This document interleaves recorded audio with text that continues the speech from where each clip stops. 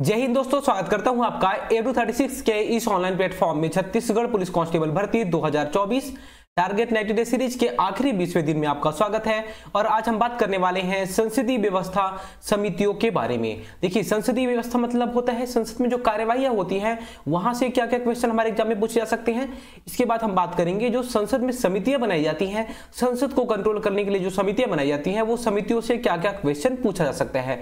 तो चलिए बिना देरी के चलते हैं आज के हम पहले क्वेश्चन पे। आज का हमारा पहला क्वेश्चन है, भारतीय संसद बनती है केवल लोकसभा से, लोकसभा और प्रधानमंत्री से, लोकसभा राज्यसभा और प्रधानमंत्री से, लोकसभा राज्यसभा और राष्ट्रपति से मिलकर बनती है। बताइए, आपको बताना क्या है कि जो हमारी संसद है वो संसद किसको किसको मिलाकर बनती है। तो इसका जो राइट आंसर हो जाएगा वो हो जाएगा option number D, Lok Sabha Rajya Sabha और राष्ट्रपति से मिलकर हमारी संसद बनती है। आर्टिकल 79 में कहा गया है कि जो हमारी संसद है वो किससे किससे मिलकर बनेगी, लोकसभा, राज्यसभा और राष्ट्रपति से मिलकर हमारी संसद बनेगी। देखिए, कोई भी जो विधेयक लाया जाता है वो किसी न किसी सदन पे लाया जाएगा, चाहे लोकसभा में लाया जाए चाहे राज्यसभा में, दोनों में से किसी भी एक सदन में लाया जा सकता है। उसके बाद जब वहां से पास होता है तो दूसरे सदन में आएगा, दूसरे सदन में पास होने के बाद वो अधिनियम कब बनता है, जब राष्ट्रपति उस पर साइन करते हैं। अगर राष्ट्रपति साइन नहीं करेंगे तो वो अधिनियम नहीं बन सकता। मतलब विधेयक का कोई मतलब ही नहीं रह जाता जब तक कोई राष्ट्रपति साइन इसमें नहीं करेंगे। तो इसलिए संसद के अंग कौन होते हैं, राष्ट्रपति भी संसद के अंग होते हैं। अनुच्छेद 79 में ये बताया गया है। एक वर्ष में कम से कम कितनी बार संसद की बैठक होना आवश्यक है, एक बार, दो बार, तीन बार या फिर चार बार। संसद की जो बैठकें होती हैं एक साल में कम से कम कितनी बैठकें होनी चाहिए आपको बताना है। जिसका राइट आंसर हो जाएगा वो हो जाएगा ऑप्शन बी, कम से कम दो बैठकें या फिर दो बार बैठकें होनी जरूरी है। देखिए, जो बैठकें होंगी कम से कम कितनी हो सकती हैं, दो बार। सामान्यतः कितनी बैठकें होती हैं अगर पूछा जाए, सामान्यतः संसद की कितनी बैठकें होती हैं साल भर में, तो आपको याद रखना है सामान्यतः 3 बैठकें होती हैं। ठीक है, 3 सत्र होते हैं संसद के, आपको याद रखना है। अभी जो बैठकें होती हैं ये बैठकों के बीच में अगर अंतराल होता है तो मैक्सिमम कितना अंतराल हो सकता है, अधिकतम कितना अंतराल हो सकता है ये बैठकों के बीच में। कई बार एग्जाम में ये भी क्वेश्चन पूछा जा सकता है। तो अधिकतम अंतराल की बात की जाएगी, अधिकतम जो अंतराल हो सकता है वो कितने महीने का हो सकता है, तो 6 माह का। दो बैठकों के बीच में कितने माह का अंतराल हो सकता है अधिकतम, तो 6 माह का अंतराल हो सकता है। अब इसके अलावा एक चीज और आपको याद रखना चाहिए कि जो बैठकें होंगी जो इसमें सिर्फ सदस्य उपस्थित होंगे तो अधिकतम ये कम से कम कितने सदस्य उपस्थित हो सकते हैं, इसे हम क्या बोलते हैं, जो कम से कम सदस्य उपस्थित हो सकते हैं उसको हम क्या बोलते हैं, तो उसको हम बोलते हैं कोरम। कोरम क्या बोलते हैं, कोरम। कोरम मतलब ये होता है, कोरम मतलब अगर हिंदी में बात की जाए तो गणपूर्ति होता है। और कोरम का मतलब अगर हम समझे तो ये होता है कि अगर किसी भी बैठक को, किसी भी जो संसद में जो सत्र चल रहा है, कोई भी बैठक चल रही है, वो बैठक को सुचारू रूप से चलाना है तो कम से कम इतने लोग चाहिए ही चाहिए, तभी वो बैठक चलेगी, अन्यथा वहां पे स्थगित हो जाएगी। तो कितने, 1/10, जितने भी मेंबर होते हैं उसका 1/10 सदस्य अगर आ जाते हैं तो शायद जो संसद की बैठक है वो चलेगी, अन्यथा वहां पे स्थगित हो सकती है। यह धन विधेयक है, इसका निर्णय कौन करता है। कोई मान लीजिए कोई विधेयक है, यह धन विधेयक है या नहीं, इसका निर्णय कौन करेगा, राष्ट्रपति, प्रधानमंत्री, लोकसभा अध्यक्ष या फिर मंत्रिपरिषद। कोई भी विधेयक धन विधेयक है, इसका निर्णय कौन करेगा। तो जो इसका राइट आंसर हो जाएगा वो हो जाएगा ऑप्शन सी, लोकसभा अध्यक्ष यह डिसाइड करते हैं कि कोई विधेयक धन विधेयक है या फिर नहीं है। कौन से अनुच्छेद में धन विधेयक के बारे में बताया गया है, तो अनुच्छेद 110 में, अनुच्छेद 110 में धन विधेयक के बारे में बताया गया है। इसका निर्णय कौन करता है, तो इसका निर्णय लोकसभा अध्यक्ष करता है, आपको याद रखना है। और जो ये धन विधेयक होता है वो किसकी सिफारिश पर प्रस्तुत किया जा सकता है, तो ये राष्ट्रपति जब तक नहीं चाहेंगे, राष्ट्रपति की अनुमति के बिना कोई भी धन विधेयक संसद में पेश नहीं किया जा सकता। तो राष्ट्रपति की अनुमति होनी जरूरी है।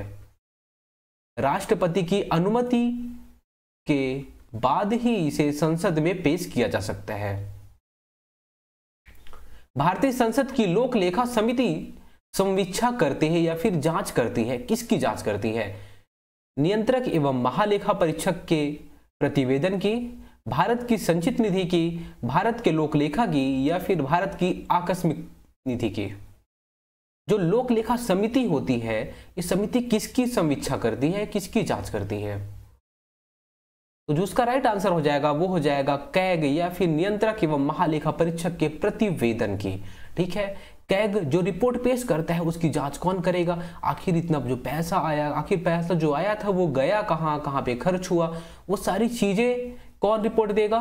तो नियंत्रक एवं महालेखा परीक्षक या फिर कैग देगी। और कैग जब रिपोर्ट देती है तो उसकी जांच कौन करती है? कहीं भी लोग ज्यादा पैसा वेस्ट तो नहीं कर दिए, उस योजना में इतना पैसा लगना चाहिए था, इन्होंने उससे ज्यादा तो नहीं लगा दिया, ये सब चीज के बारे में कौन जांच करता है? तो लोक लेखा समिति जांच करती है।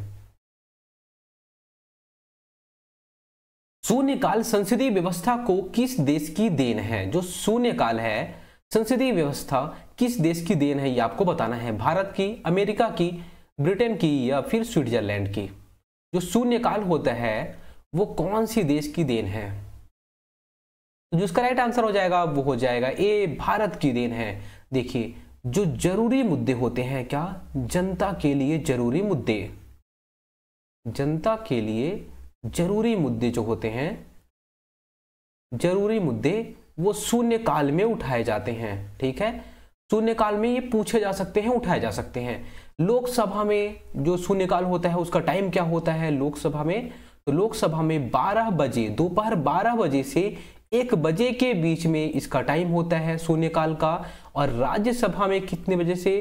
तो राज्यसभा में 11 बजे से 12 बजे तक का जो टाइम होता है वो शून्यकाल का होता है, आपको याद रखना है। भारतीय संसद के दोनों सदनों की संयुक्त बैठक की अध्यक्षता कौन करते हैं? राष्ट्रपति, उपराष्ट्रपति, लोकसभा के अध्यक्ष या फिर भारत के मुख्य न्यायाधीश? देखिए, लोकसभा होता है और राज्यसभा होता है, दोनों सदनों को एक साथ बुलाना है, लोकसभा वालों को भी और राज्यसभा वालों को। तो जब दोनों को एक साथ बुलाएंगे तो अध्यक्षता कौन करेगा ये आपको बताना है। लोकसभा, राज्यसभा, जब दोनों को साथ में बुलाएंगे तो क्या हो जाएगा? संयुक्त बैठक हो जाएगा। जब दोनों को साथ में बैठा देंगे तो संयुक्त बैठक हो जाएगा। जब ये संयुक्त बैठक हो गया तो अध्यक्षता कौन करेगा ये आपको बताना है। तो जो इसका राइट आंसर हो जाएगा वो हो जाएगा सी, लोकसभा के अध्यक्ष इसकी अध्यक्षता करते हैं। देखिए, मान लीजिए कि कोई भी बिल ऐसा है जो कि लोकसभा वाले यहाँ पास कर दे रहे हैं लेकिन राज्यसभा वाले उसे क्या रोक के रखे हैं। ठीक है, इन दोनों के बीच में गतिरोध है, लोकसभा और राज्यसभा के बीच में उस बिल या फिर उस विधेयक के लिए गतिरोध है। तो राष्ट्रपति, क्या राष्ट्रपति जी चाहेंगे तो संयुक्त बैठक बुला सकते हैं। ठीक है, राष्ट्रपति जी चाहे तो संयुक्त बैठक बुला सकते हैं। संयुक्त बैठक बुलाने के लिए कौन से अनुच्छेद में बताया गया है संयुक्त बैठक हो सकता है? तो अनुच्छेद 108 में संयुक्त बैठक के बारे में बात की गई है। लोकसभा और राज्यसभा साथ में बैठ सकते हैं, साथ में विधेयक को पास कर सकते हैं। कौन से अनुच्छेद में बताया गया है? तो अनुच्छेद 108 में बताया गया है संयुक्त बैठक के बारे में। अब मान लीजिए कि जो संयुक्त बैठक हो रही है उसमें अध्यक्षता कौन कर रहा है? लोकसभा के अध्यक्ष। उस दिन इनका तबीयत खराब हो गया। ठीक है, अगर इनको मान लीजिए इनका तबीयत खराब हो जाता है तो इनकी अनुपस्थिति में कौन इसका अध्यक्ष बनेगा? तो अगर ये अनुपस्थित हो जाते हैं तो जो लोकसभा के उपाध्यक्ष होते हैं वो यहाँ पे क्या करेंगे? अध्यक्षता करेंगे। लोकसभा के जो उपाध्यक्ष होते हैं वो अध्यक्षता करेंगे अगर लोकसभा के अध्यक्ष अनुपस्थित हैं तो। अगर मान लीजिए कि जो लोकसभा के उपाध्यक्ष हैं वो भी अनुपस्थित हैं, उनका भी तबीयत खराब हो गया है, तो कौन बनेगा? तो राज्यसभा के सभापति, राज्यसभा के जो सभापति होते हैं वो कौन होते हैं? तो आपको पता ही होगा, उपराष्ट्रपति जी होते हैं। कौन होते हैं? उपराष्ट्रपति जी। उपराष्ट्रपति जी अध्यक्षता करेंगे संयुक्त बैठक की। तो संयुक्त बैठक की अध्यक्षता कौन करेगा? लोकसभा अध्यक्ष। अगर अनुपस्थित हुआ तो उपाध्यक्ष, अगर ये भी अनुपस्थित तो राज्यसभा के सभापति। देखिए, जब यहां पे संयुक्त बैठक को बुलाने के लिए कौन से अनुच्छेद में बात की गई है? तो 108। अगर अध्यक्षता के बारे में बात की जाए कि इसके अध्यक्ष कौन बनेंगे तो कौन से अनुच्छेद में बात की गई है? अनुच्छेद 118। संयुक्त बैठक में अध्यक्षता कौन करेगा, ये कौन से अनुच्छेद में बताया गया है, अनुच्छेद 118 में बताया गया है। अगर संयुक्त बैठक बुलाने के बारे में बात की जाएगी तो 108 में बताया गया है। दोनों में थोड़ा सा डिफरेंस है, आप थोड़ा सा ध्यान दीजिए। भारत की संचित निधि से निधि निकालने के लिए निम्नलिखित में से किसका अनुमोदन अनिवार्य है। संचित निधि से मतलब जो भारत के कोष में जो पैसा है, ये जो पैसा है, ये पैसे को निकालना है तो किसकी अनुमति होना अनिवार्य है। तो जो इसका राइट आंसर हो जाएगा वो हो जाएगा ऑप्शन बी, भारत की संसद। संचित निधि से अगर पैसा निकालना है तो जब तक भारत की संसद नहीं चाहेगी तब तक पैसा नहीं निकाला जा सकता। संचित निधि के बारे में कौन से अनुच्छेद में बात की गई है, तो जो संचित निधि है, संचित निधि कौन से अनुच्छेद में बात की गई है, तो अनुच्छेद 266 में भारत की संचित निधि के बारे में बात की गई है। मतलब जो भारत में पैसा आता है वो पैसा कहाँ जो स्टोर रहता है वो सब के बारे में कौन से अनुच्छेद में, तो अनुच्छेद 266 में, है ना, ये आपको याद रखना है। किसकी अनुमति के बिना इस खजाने से पैसा नहीं निकाला जा सकता, तो आपको याद रखना है संसद की अनुमति के बिना। भारतीय संविधान के अनुच्छेद 110 के अनुसार धन विधेयक की परिभाषा में क्या सम्मिलित है। टैक्स लगाना, समाप्त करना व उसके विनियमन में प्रत्यावर्तन, धन की उधारी का विनियमन करना, भारत की संचित निधि के धन को विनियोग करना या फिर संचित निधि से खर्च का विवरण देना। देखिए जो अनुच्छेद 110 है वो किसके बारे में बात करता है, तो धन विधेयक की परिभाषा के बारे में बात करता है। ठीक है, धन विधेयक, ये धन विधेयक की परिभाषा में क्या क्या सम्मिलित है आपको बताना है। तो जो उसका राइट आंसर हो जाएगा वो क्या हो जाएगा, इनमें से कोई नहीं। ये भी सही है, धन विधेयक की परिभाषा में टैक्स लगाना भी शामिल है, टैक्स समाप्त करना भी शामिल है, उसके विनियोग, इसके जो उसके रिलेटेड जो नियम बने हुए हैं उसमें आप चेंजेस भी कर सकते हैं। ठीक है, तो वो भी शामिल है। फिर धन की उधारी का विनियमन करना, ये भी शामिल है। भारत की संचित निधि के धन का विनियोग करना या फिर निकालना, ये भी शामिल है। भारत की संचित निधि से खर्च का विवरण देना, ये भी शामिल है। तो संचित निधि में क्या क्या शामिल है, सारी चीज शामिल है। तो इसका ऑप्शन जो हो जाएगा ऑप्शन ई, सारे सही है। ठीक है, सारे सही हैं।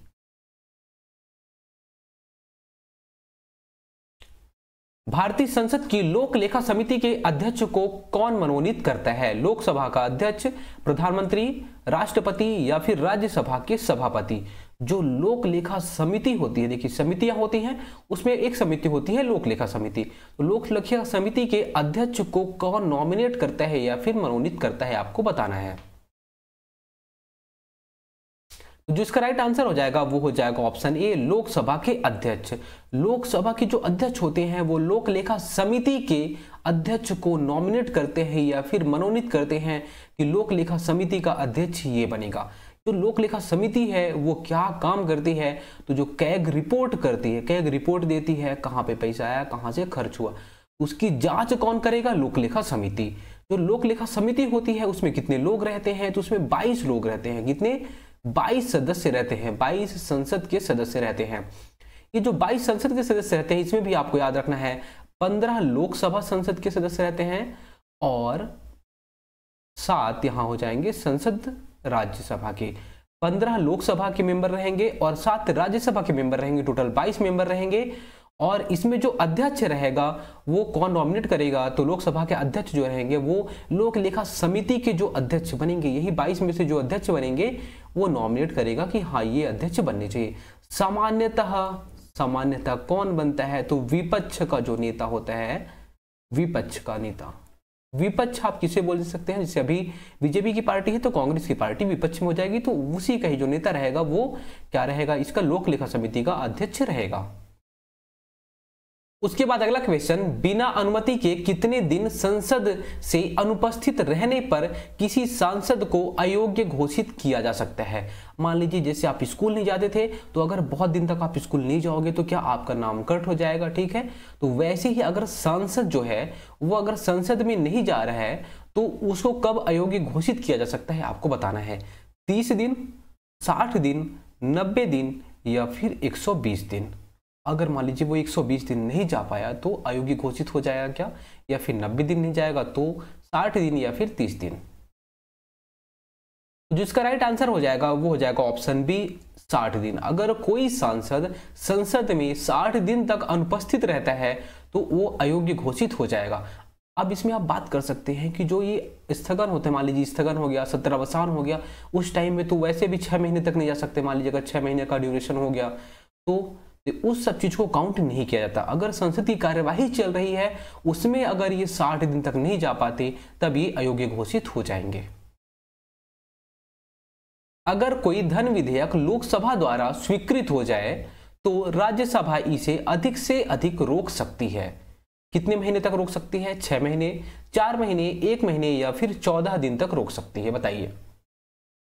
कोई धन विधेयक लोकसभा द्वारा स्वीकृत हो चुका है कि हाँ ठीक है ये विधेयक सही है, लोकसभा द्वारा स्वीकृत हो चुका है, तो राज्यसभा जो है, राज्यसभा कब तक इसे रोक सकती है आपको बताना है। जो उसका राइट आंसर हो जाएगा वो हो जाएगा ऑप्शन डी, 14 दिन तक ये रोक सकती है।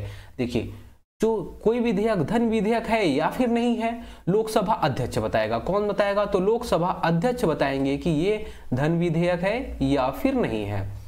जब ये लोकसभा अध्यक्ष बता दी कि धन विधेयक है, उसके बाद राष्ट्रपति जी से अनुमति मांगा जाएगा इसे पेश करने के लिए। राष्ट्रपति जी अनुमति दे देंगे। ठीक है, राष्ट्रपति जी जब अनुमति दे देंगे तो ये धन विधेयक किसी सदन में आ जाएगा। किसी सदन में नहीं, ये जो धन विधेयक होगा वो किस में आएगा? तो ये किस में आता है? ये आएगा सीधे लोकसभा में आएगा। जो धन विधेयक होता है वो लोकसभा में ही स्थापित किया जा सकता है, आपको याद रखना है, राज्यसभा में स्थापित नहीं किया जा सकता। तो धन विधेयक लोकसभा में जाएगा, अगर लोकसभा ने पास कर दिया है उसके बाद राज्यसभा के पास जाएगा। ये राज्यसभा चाहे तो पास करे, पास कर दिया तो अच्छी बात, नहीं करेगा 14 दिन तक ये रोक के रखा तो ये पास हुआ मान लिया जाएगा कि हाँ। अगर मान लीजिए ये क्या करता है, पास नहीं भी करता, ठीक है, पास नहीं भी करता 14 दिन तक, तो भी ये पास मान लिया जाता है। मतलब राज्यसभा के पास पावर ही नहीं है धन विधेयक के लिए कि अगर वो चाहे तो उसे चेंज कर सकता है। अगर राज्यसभा चेंज कर दिया फिर लोकसभा वालों को लगता है नहीं जो चेंज किया हम उसको नहीं मानेंगे, तो फिर से ये पास होके यहाँ पे जाएगा राज्यसभा के पास। राज्यसभा क्या करेगा? इसको अनुमति देनी पड़ेगी। राज्यसभा उसमें कुछ भी नहीं कर सकता। मतलब जो राज्यसभा की पावर है वो पावर ना के बराबर है धन विधेयक के संदर्भ में। निम्नलिखित में से कौन सी एक सबसे बड़ी संसदीय समिति है? लोक लेखा समिति, प्राक्कलन समिति, सरकारी उपक्रम समिति या फिर याचिका समिति? सबसे बड़ी संसदीय समिति का काम क्या? कंट्रोल करके रखना। तो इसका जो राइट आंसर हो जाएगा वो हो जाएगा प्राक्कलन समिति। प्राक्कलन समिति में कितने मेंबर होते हैं? तो 30 मेंबर होते हैं। कितने मेंबर? 30 मेंबर।